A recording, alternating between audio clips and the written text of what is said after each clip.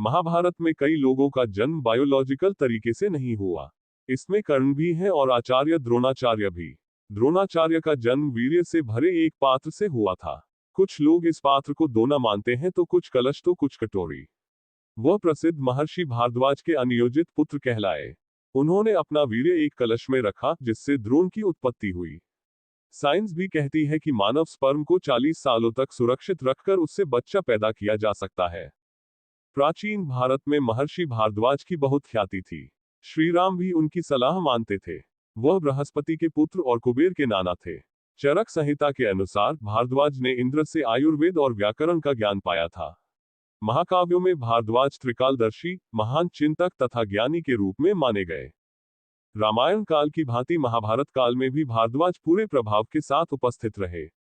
महाभारत में इन्हें सप्तर्षियों में एक बताया गया। महाभारत के प्रमुख पात्र आचार्य द्रोण इन्हीं के अयोनिज पुत्र थे। अब हम बताते हैं वो कहानी जो महाभारत समेत पौराणिक ग्रंथों में भी है। कहा जाता है कि महर्षि भारद्वाज ने गंगा में स्नान करती अप्सरा घृताची को देखा।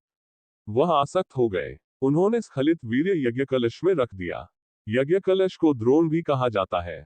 इस वीर्य से कुछ समय बाद एक बालक का जन्म हुआ, जो द्रोण थे। बाद में जब वह जाने माने आचार्य बने तो उन्हें द्रोणाचार्य के नाम से बुलाया जाने लगा। घृताची को उनकी मां के तौर पर जाना गया।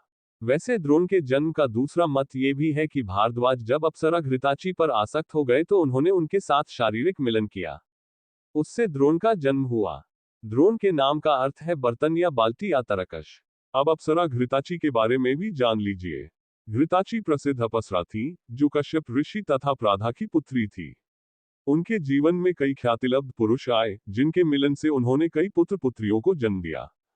द्रोणाचार्य संसार के श्रेष्ठ धनुर्धर थे। वह पिता भारद्वाज मुनि के आश्रम में ही रहते हुए चारों वेदों तथा अस्त्र शस्त्रों के ज्ञान में पारंगत हो गए। द्रोण का जन्म उत्तरांचल की राजधानी देहरादून में बताया जाता है, जिसे हम देहरादून मिट्टी का सकोर भी कहते थे।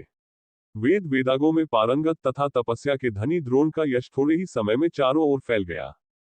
द्रोणाचार्य यद्यपि मन से पांडवों के साथ थे, लेकिन हस्तिनापुर सिंहासन से बंधे होने के कारण उन्हें कौरवों की ओर से महाभारत के युद्ध में हिस्सा लेना पड़ा। युद्ध के 15वें दिन द्रोण और उनके बेटे अश्वत्थामा ने पांडव सेना पर कहर बरपा दिया।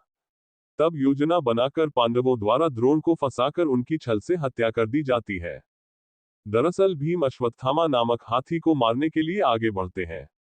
फिर दावा करते हैं कि उन्होंने अश्वत्थामा को मार दिया। जब द्रोण इसकी पुष्टि युधिष्ठिर से करना चाहते हैं तो युधिष्ठिर ने जवाब देते हैं, अश्वत्थामा मर चुका है, हाथी। उनके हाथी बोलते ही इतना हल्ला किया जाता है कि द्रोण इस आखिरी शब्द को नहीं सुन सके। तब निराश द्रोण अपने रथ से उतरकर हथियार नीचे रखकर बैठ जाते हैं।